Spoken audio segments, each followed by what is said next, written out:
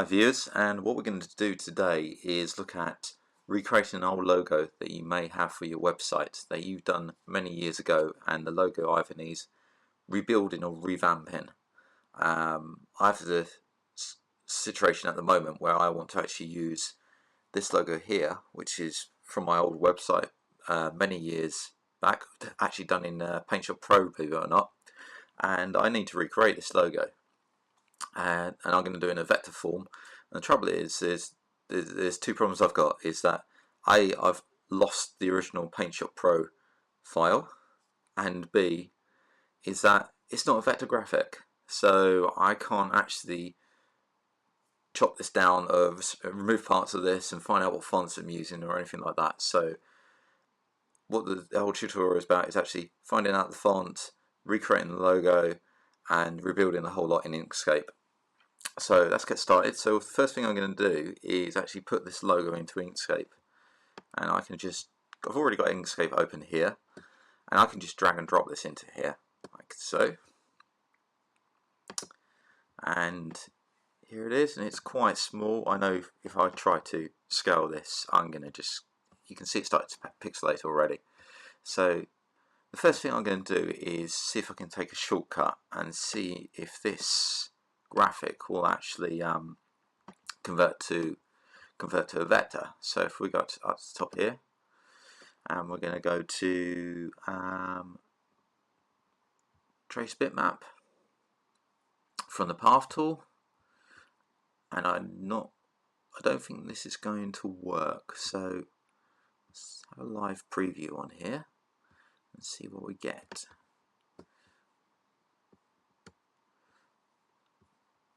So I'm not getting. Doesn't seem to actually coming back with anything at the moment. Let me just select the bitmap and try it that way. I think that was the problem. I haven't actually selected anything at the moment. So trace bitmap. Here we go. So I selected the bitmap, and yes, I don't think it's going to actually work. So let's go to color. Nope. Brightness. Colors. Here we go. So we've selected the colors down the bottom here. 8 scans. Let's bring this up. As you can see, as we bring this up, more scans we bring this up, the more better the quality. Let's take smoothing off, because we get anti-aliasing over the top, which can blur the image, as you can see there. Now I'm increasing these scans, and that actually may work. I don't know. So let's have a go first of all. So okay that, and it looks like this may take some time. Oh no, we've finished. So let's have a look what we've got. So straight away, hasn't done a bad job, but I'm not really happy with this, because you can see that we've got a lot of distortion around the actual lettering. I actually quite like it actually, but I'm not going to use it. See, the M is out, so with a bit of work I can get this to work, but it's more. It's funny because it's looking more jellified than the top, which is really in keeping, but I'm not happy with it, so I'm going to get rid of it. So let's go and recreate this. So my first problem: what font am I using with this icon? Now, only if there was something that I could drop my icon in to actually find out the font, because I haven't got a clue what I've used there, and I don't want to go through all my fonts and figure out, whether it's Helvetica, whether it's Tahoma, or excuse me, Arial. It's going to take me an age. So, lucky enough, there's a website called What the Font, aptly named. So it's on myfonts.com, What the Font, and I'll put a link to this site in the video, so we can actually go to this site and actually drop in our image. So let's drop in the image. It's on my Google Drive, digital art. There we go. Let's drop it in here, and we can then select the actual part of the image we want to take. I suggest actually trying to keep it to text. I mean, I don't really want to try run this over the top of that icon, but actually I'm going to give it a go. I'm just going to give it a go to see what happens. So off it's gone, and it started to actually pull out some of the fonts that it could be. Now they're all looking good. Now, the good thing about this site is I can enter the text here.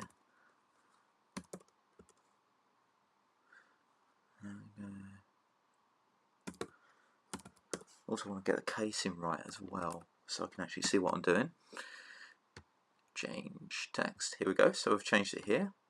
Let's bring this text up a bit. So they're all good contenders.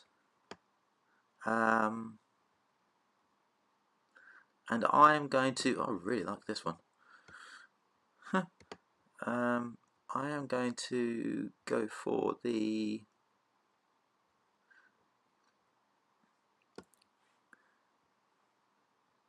That is very similar. Let's just change that J, because this J is in here. So I'm acting like I haven't done this before, but I actually have, so I know what font it actually is. So I know for a fact that this is the font that I want to use. So the J is right, the M's right, the G's good. So it may not be a perfect match. The L is correct, but that's the font I'm going to use. So I can either pay 30 quid from this, or go and find it on the web, which is free, because I originally had this font on the PC that I had when I actually created this image, and it came with Windows. So I know for a fact that font is free. So I'm not going to go off and pay £30 for that font. Sorry, Adobe. So what I'm going to do is I am going off to show you how to install that font. Sorry, I lost my train of thought then. So I've actually originally downloaded this font before. So in my downloads, here it is. Now, I've done a video about this before. So there it is. When you're installing the font, especially on Windows, what normally you have to do is open the directory where your font is and double click on the font you want. I forgot which one it is, but we'll just pick one for the time being, and click install. That won't work. Windows 10 has some user policies that when you install this font, it won't install it for all the users, and that's what you need to do. So to actually install the font, you have to right click and install the font for all users. Now, another gotcha is that if you right click in the zip archive that I'm in at the moment, there won't be an install for all users on there. So you have to actually extract this to a location and then install it from there. So I've already done this. If I click around it, click on that, right click, and install for all users, and then that will actually show in Inkscape. If you tried that before, it wouldn't actually show in there. So now we've got that font into Inkscape, I'm going to actually start recreating the text itself. So let's find my font.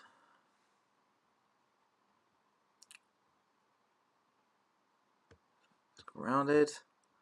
Let's bring the font type up as far as it can go. Well, as far as it's saying it can go. Can always change that. And let's type this out. Now there is no O in this because I actually recreated that from graphic. As you can see, the O does differ, but there is a J.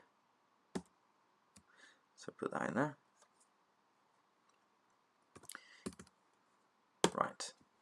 So there we go. All nicely done. So we've got our text. We can now obviously change the size of this text because it's a vector. And what I'm going to do now is I'm going to work on this logo here. So I know my text is nice, so I'm going to start work on this. So I know I've made it up with the J and a dot. I believe the dot may have been from the original J. So my logo depicts that I do innovation and design and engineering. So my logo itself is actually, if you look at it, it's a man. And I had a hammer on here before, but I ended up with a chap that had a hammer making something, and it depicts basically a start button. So it's the start of an innovation, the start of the design. I thought it was quite nice, and it actually fits in with the J, the jelly, and the dot is just added for as basically a head. So, and the O around the outside is obviously mango jelly. That's where I got to this my design for this. So the first thing I'm going to do is work on this bit here. So I'm going to go back to my font, stick that in there. This should be quite easy. And I'm going to go to, what am I going to do? I'm actually going to create a circle. Ugh. So there we go. There. So create a circle, and what's the stroke style on this? The stroke is quite high, which is good because I'm going to use the stroke. Yeah, I'm going to use the stroke to actually be this white in here. So I've increased it. I've created that circle. I've got a stroke on there. And what I'm going to do is fill it with. Let's take the stroke off actually. Remove the stroke. There we go. Remove the stroke. Making sure I've got colour there. And I'm going to set this to the same colour as here, which is, I know, is white. I can actually go and pick this. Let's go and pick this. Sorry, not stroke, I want fill. There we go. Fill that with white. Stroke. I'm going to take the stroke off because I don't need a stroke at the moment. There we go. Let's bring this in a bit.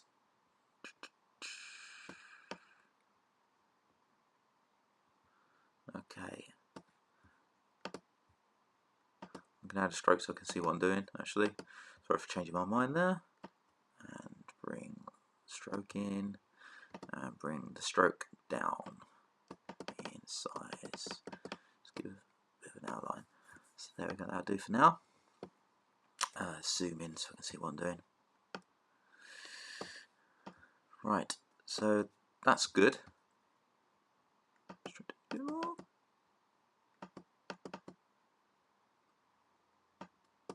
So it's one, there we go. So I'm going to duplicate that. Control C, Control V. Sorry, Control C. Click off, Control V. And I know I've got a little gap there. I'm going to deal with that later. And I'm going to reduce this down in size so it sits in between, sits in here. So pressing Control, move this down a bit. So Control keeps it in proportion.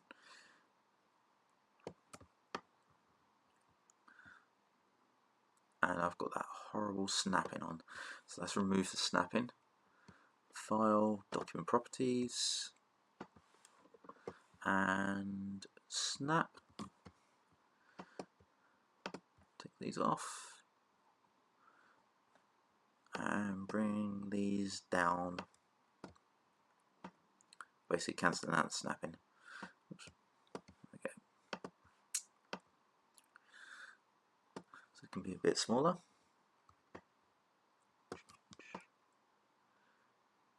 Don't faff about with it too much. Right, that's good. So I've got that in there. And a bit more. There we go.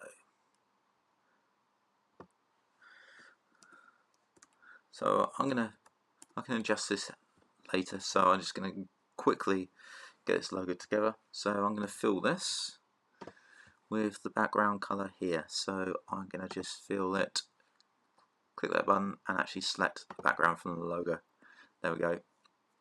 So the next thing I need to do is I am going to place the J in there actually to see how that looks. So at the moment it's behind. Pressing page down or page up will bring this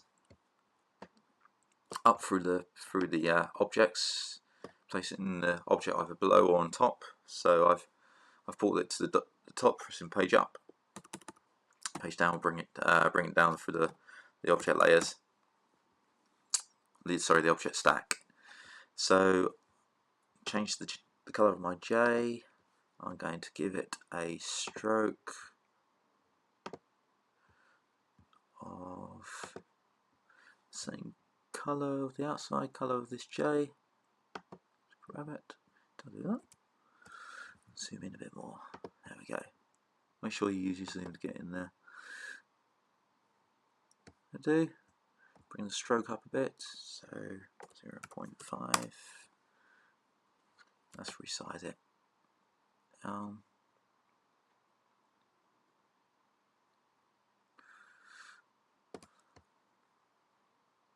that's good. So that's in there now. So I'm just making a rough, basically a rough overlay of this. So I'm going to get the head in now, which I believe I made from actually lowercase j and using the top part. So I'm going to do that. So j, there we go. Now I should be able to convert this to a path, object to path. There we go. So now I should be able to select the individual parts of the object. So that's cool. And I'm going to get this actually select. There we go. Those. Press delete. And move this into position. Right about there. And get the colour. So I'm just working quickly just to get the colours in, and actually I'll use the same colour here. Colours in and the strokes, and just basically getting an outline of what I want. So I'm going to do this to 0.5, making sure. Oh, okay.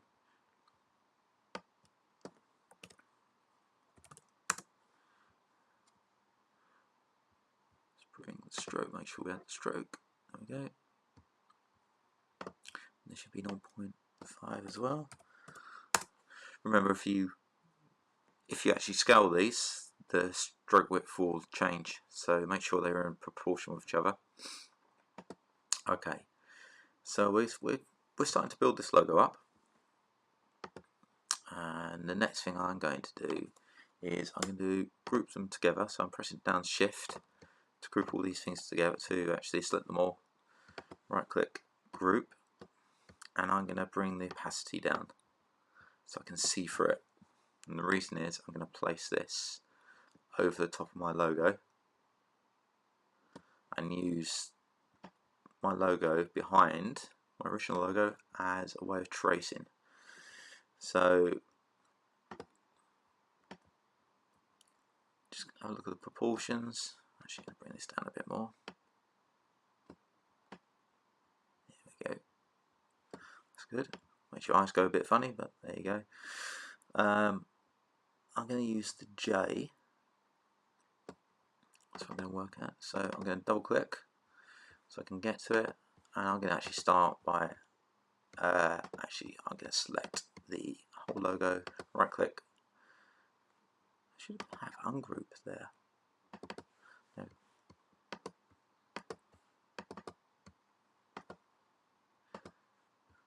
Click, click, right click, No, it's not letting me ungroup. I've already yeah, it's already for some reason it's already ungrouped itself. I've noticed that Inkscape does that quite a bit. And I'm just going to manipulate this into position.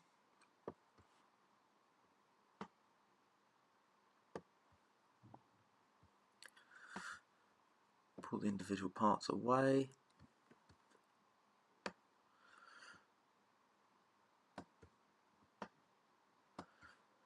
Yep. Same here.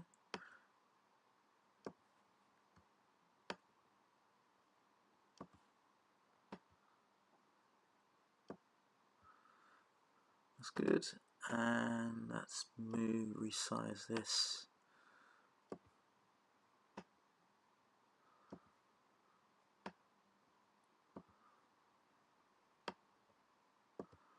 And pull this. Oh, it's almost as that. It's quite good. Perhaps needs a bit of sizing. Holding down the control, pulling it out slightly. Remember, because I've manipulated these, the strokes will be out, so we'll deal with those later. And good. Now I'm going to select them all again. Whack up the opacity.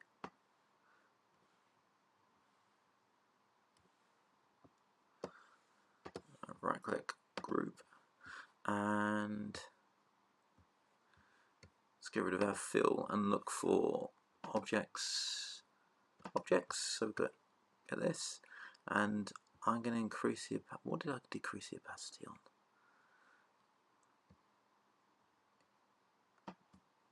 Let's have a look, see what I decreased. I decreased the capacity of the group. So moving up, there's our group. Let's bring the opacity right back up. Right, side by side. As a start, so we can see that our logo has got some shine on here, so we need to add that in. And there's a bit of a lift around here as well, so you can see this as though it's been it pops from the page as though it's a button basically. So I'm going to do that by creating a circle inside. Take this one, taking that circle inside, Control C, Control V, and I'm going to place this just inside here.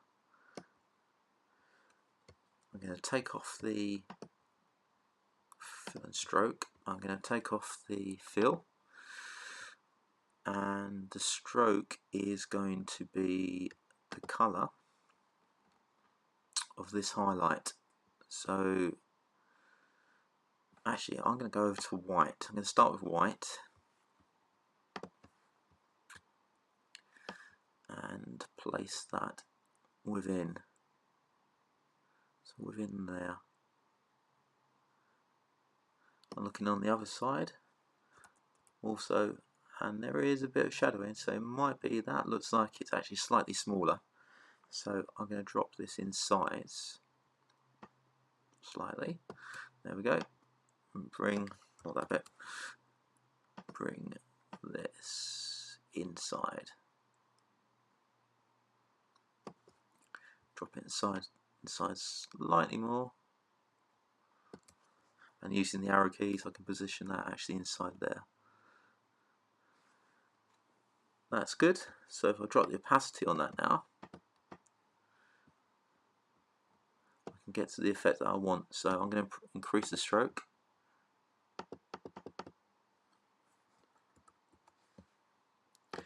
And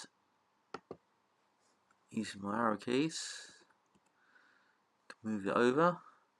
Now, see it fades at the top and fades at the bottom. I'm going to go over to my edit gradient, and I'm going to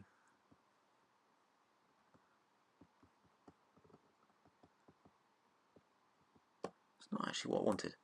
Right, let's go over to our stroke and do a gradient on here. So linear gradient on the stroke. Ah, that's better. So swap these around.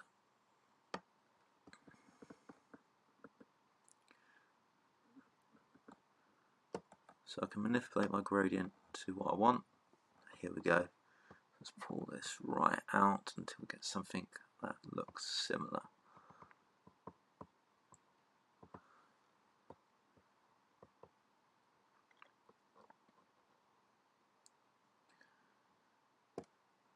Okay, and just slightly change the opacity. Bring the opacity down so it's starting to look like that, and what I'm going to do is change.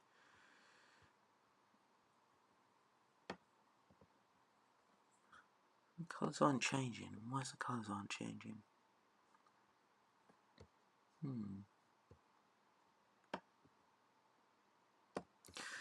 Let's try a different. So the stroke.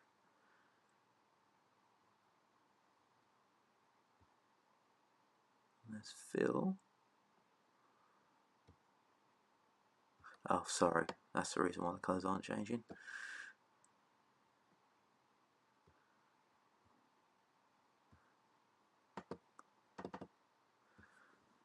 Go back to gradient.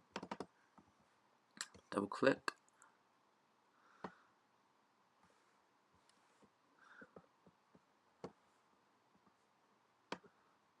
No, it's not in there. Oops.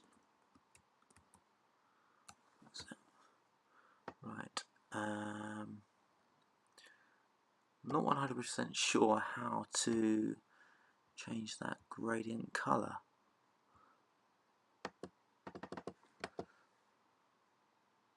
Nope, I have to look that up. I've never actually changed the gradient color, I realised, until now.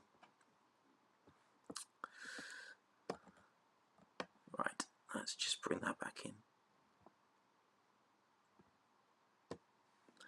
There we go. I would have thought you've been how to change that. Oh, here we go. Sorry, it's because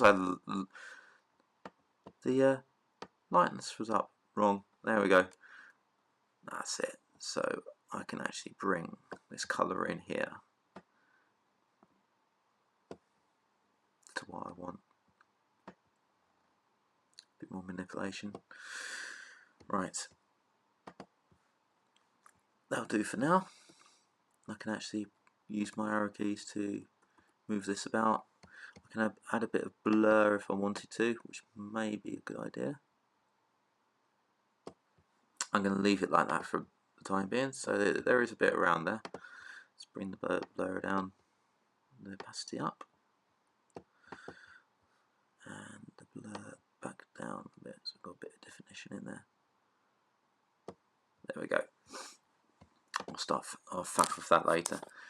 So we've got our side of the actual button starting to pop out now.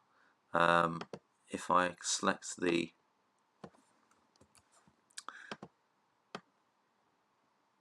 this circle behind, bring that back in, I can then just start to adjust the colouring in there.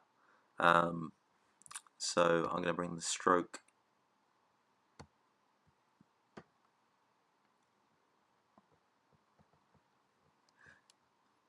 be more darker, and I'm going to increase the stroke slightly. There we go. That's starting to pop now, and we can experiment with a bit of blur in there just to soften that edge, and that's really now starting to look like a button. So we're going to start on the actual.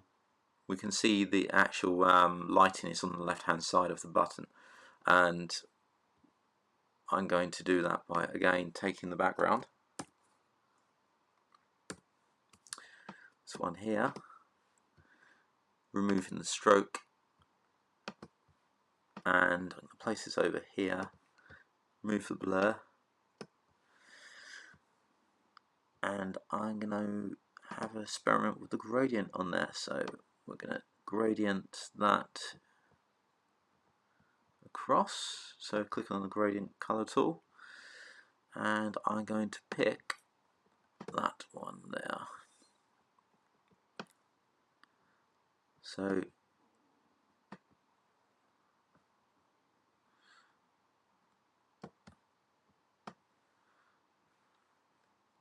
what I want to do is, I can undo that,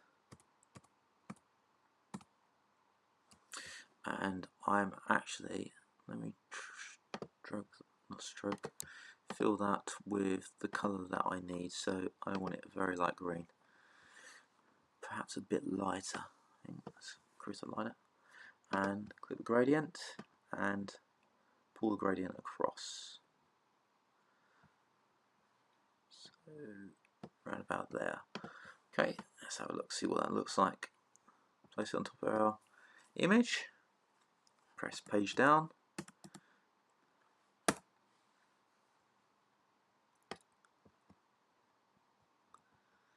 and add a bit of blur in there. Oops.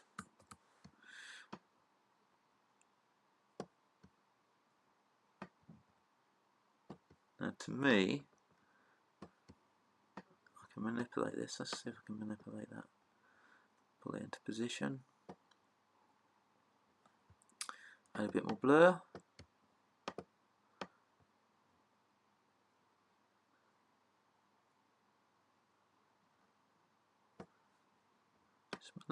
Just manipulate into position. Add more blur, opacity, and we can see that's actually really starting to work now. Let's pull it away from there.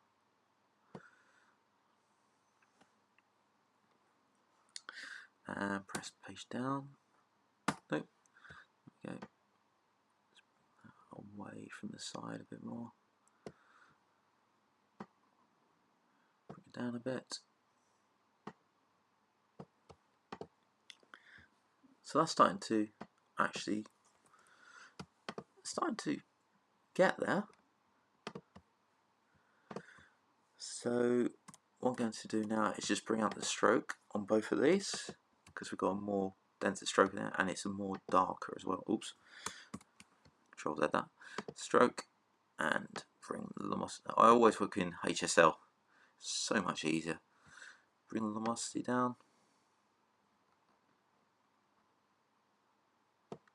And I'm going to make sure that the stroke style, both of these are the same. So not. Sorry, stroke width 1.5. Same here. 0.5. And click on both of these. I am going to blur them slightly, just to soften those edges up. Okay, so that's actually looking quite good. It's starting to look like the original. The other thing I've got to do is add some detail in here, which I can do, but what I'm going to do now is group these together.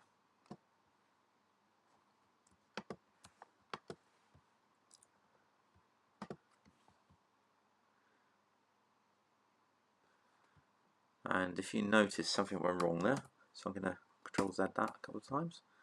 Don't think I didn't select the actual background there. So, oops. So Shift, click.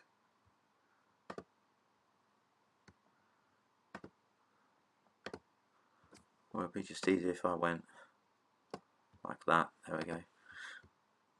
Group, and bring this down. I know I've still got these edges here which I'm going to address, because vectors, you can easily address those, so that's absolutely fine. So let's bring this down here, and what I'm going to do is also set the background to this one, so the stroke to this one all the way over to black, because it's going to be sitting on a black background anyway. zoom out, and now I'm going to take my mango jelly and I'm going to path, object to path. Now I should be able to get in here and select the individual letters now. So I just want the jelly part. Actually, I just want the L part, that's it, because I don't want that J. Let's get rid of that J. So I've selected those and going to fill those with colour, and I'm going to select the J, and I'm going to give them a stroke as well, which is a slight stroke.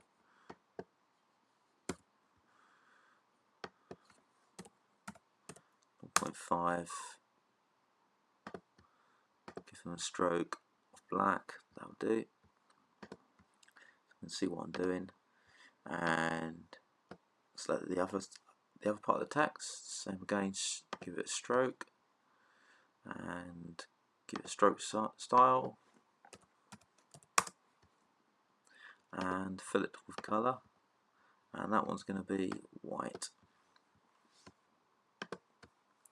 And also I'm just going to have a box that I'm going to use as a background, fill it with black,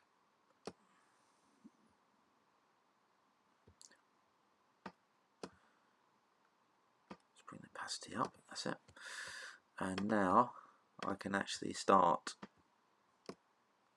by moving these onto the background, because obviously the background colour will change the look and feel of these colours. Because at the moment I'm ungrouped, there we go. At the moment I'm working on white, which I don't want to do, so let's group these up. So I've selected these, group them up, and start bringing them in. So page up to bring that above. Let's increase the size of this, and select the last bit, make sure this is grouped, and bring that in, and again page up and increase the size of the background. And we can start pushing these in and doing finer adjustments. So as you can see, it's starting to take shape. There's obviously some, I can increase the stroke around the edges, do some adjustments for the J, but it's starting to actually build up. So I'm going to work a bit more on this, but hope you enjoyed the video, and it's just a quick video showing you how you can actually recreate your logo in the vector style. So if you've got any old logos going about that you want to reuse, it's worth just sitting down and getting these all built together. All created again, so you can use them on your projects, going on your website, on your publications. Okay, so I'm going to carry on with this for a few minutes, and thank you for watching.